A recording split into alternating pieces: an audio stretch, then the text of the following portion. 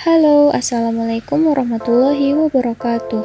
Di video kali ini, kami akan melakukan praktikum dasar kulineri mengenai peralatan masak dan peralatan hidang. Yang pertama yaitu peralatan masak. Nama alat ini adalah stockpot, termasuk ke dalam jenis peralatan untuk memasak. Berfungsi untuk membuat kaldu, merebus daging, sayuran, dan juga membuat sup.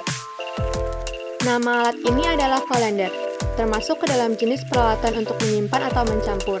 Berfungsi sebagai alat peniris untuk meniriskan sayuran yang telah direbus atau dicuci, dan sebagai tempat nasi. Nama alat ini adalah peeler atau pengupas sayur, termasuk ke dalam jenis peralatan memotong. Berfungsi sebagai alat untuk mengupas sayur atau bawang. Nama alat ini adalah bread knife atau slicing knife, termasuk ke dalam jenis peralatan memotong. Berfungsi untuk memotong roti, sandwich, mengiris daging matang seperti roast, dan ham.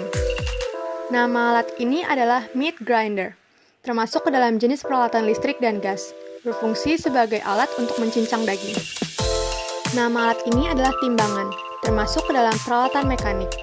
Berfungsi untuk mengukur dan memastikan setiap bahan makanan yang akan diolah memiliki berat dan takaran yang tepat. Nama alat ini adalah rolling pan, termasuk ke dalam jenis peralatan dari kayu. Berfungsi sebagai alat untuk memipihkan atau menggiling adonan roti dan lain-lain. Selanjutnya yaitu peralatan hidang. Nama alat ini adalah dessert fork, termasuk ke dalam jenis peralatan flatwares. Berfungsi sebagai alat makan untuk hidangan pembuka dan hidangan penutup. Nama alat ini adalah dessert spoon, termasuk ke dalam jenis peralatan flatwares. Berfungsi sebagai alat makan untuk hidangan pembuka dan hidangan penutup. Nama alat ini adalah dessert plate, termasuk ke dalam jenis peralatan chinawares. Berfungsi sebagai piring untuk penghidangan appetizer atau hidangan pembuka, dan juga untuk dessert atau hidangan penutup. Selanjutnya disebutkan lagi ada beberapa peralatan masak yaitu sebagai berikut. Yang pertama yaitu ada wooden spatula, terbuat dari kayu, berfungsi untuk mengaduk makanan yang sedang ditumis atau digoreng.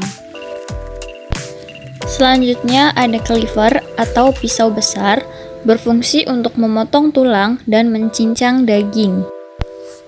Kemudian ada frying spatula atau sutil, berfungsi untuk membalik makanan yang sedang digoreng, direbus, atau dipanggang.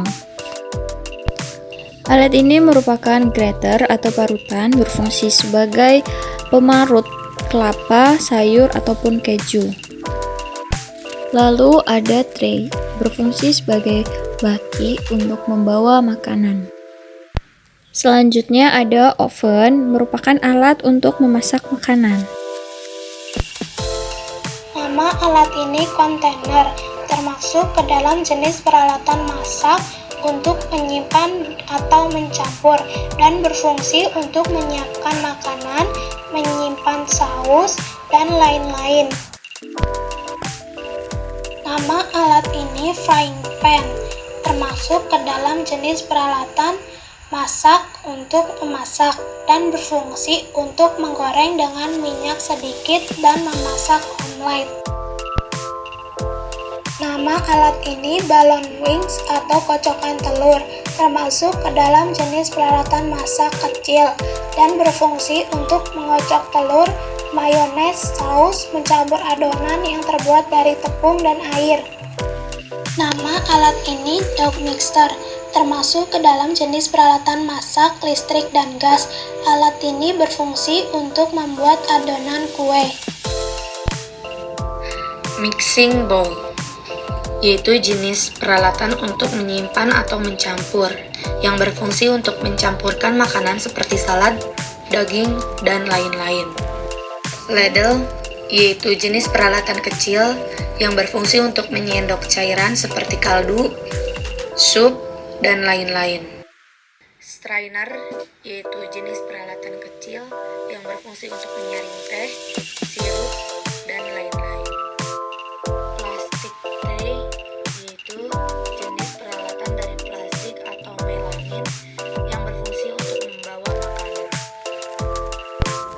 Filleting knife, yaitu jenis peralatan memotong yang berfungsi untuk memotong daging, memisahkan daging, dan tulang ikan. Ada vegetable knife, fungsinya pisau untuk memotong bahan-bahan yang kecil. Lalu di sini ada peralatan hidang, ada jenis peralatan hidang. Yang pertama ada cinowares, nama peralatan hidangnya dinner plate, fungsinya piring untuk hidangan utama. Yang kedua jenis peralatan hidangnya, nama peralatan hidang coffee and saucer, fungsinya cangkir dan alat untuk menyajikan kopi. Cutting board, nama peralatan hidangnya peralatan kayu, fungsinya untuk alas memotong sayuran, buahan, dan kue. Jenis peralatan hidang ada fingerboard, nama peralatan hidangnya ilowares, fungsinya mangkok untuk cuci tangan. Milk jug, yaitu jenisnya hollows, fungsinya untuk menyimpan susu segar. Saucepan, yaitu peralatan untuk memasak. Fungsinya, panci bertangkai untuk membuat saus dan merebus sayuran. Roasting pan, yaitu peralatan untuk memasak, yang fungsinya untuk memanggang daging, unggas, dan sebagainya. Nama alat ini water goblet, yang termasuk ke dalam jenis peralatan hidang stainless dan berfungsi untuk penyajian air putih. Nama alat ini teapot, yang termasuk ke dalam jenis peralatan hidang ilowares dan berfungsi sebagai tempat minum teh. Nama alat ini red wine glass, termasuk ke dalam jenis peralatan hidang stainless dan berfungsi untuk penyajian anggur merah. Nama alat ini Colin glass, yang termasuk ke dalam jenis peralatan hidang anting glass yang berfungsi untuk beberapa campuran minuman. Setelah mengetahui beberapa peralatan masak dan peralatan hidang, selanjutnya kita harus mengetahui bagaimana teknik perawatan dan penyimpanan peralatan tersebut. Ada dua peralatan kecil dan juga besar. Untuk peralatan kecil sendiri, ada yang terbuat dari besi, plastik, aluminium, dan juga kayu. Untuk besi sendiri, yang pertama pergunakan sikat cuci lembut untuk mencegah goresan. Yang kedua pergunakan air panas dan deterjen dan bilas pada air hangat sebelum dikeringkan. Yang ketiga, keringkan dengan lap kering, kemudian lapisi minyak sebelum disimpan supaya tidak berkarat. Yang kedua, berbahan plastik.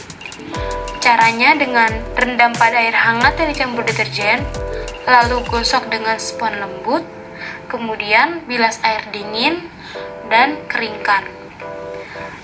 Yang ketiga, berbahan aluminium.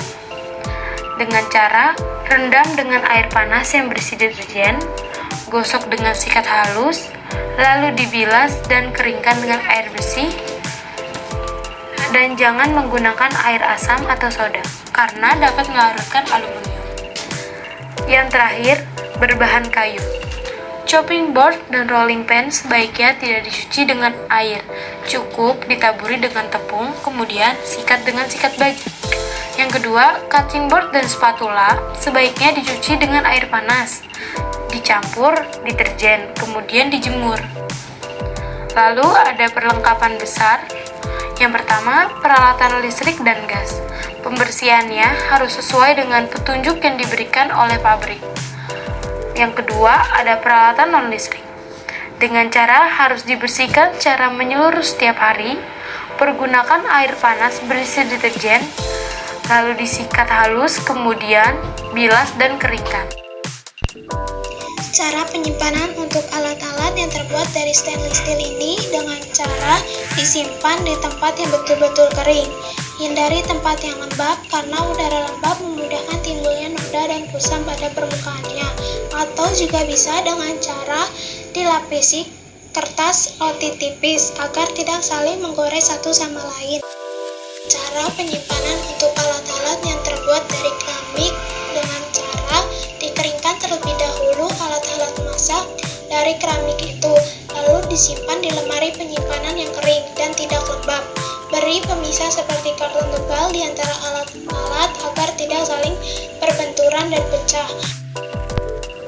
Cara penyimpanan untuk alat-alat yang terbuat dari kayu adalah dengan cara setelah digunakan, kerik sisa makanan yang menempel pada kayu, lalu cuci bersih seperti biasa.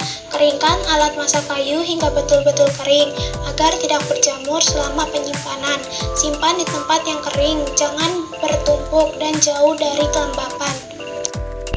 Sekian praktikum dari kami mengenai pengenalan peralatan alat masak dan alat hidang, serta cara penyimpanan dan perawatannya. Kurang lebihnya mohon maaf. Terima kasih. Wassalamualaikum warahmatullahi wabarakatuh.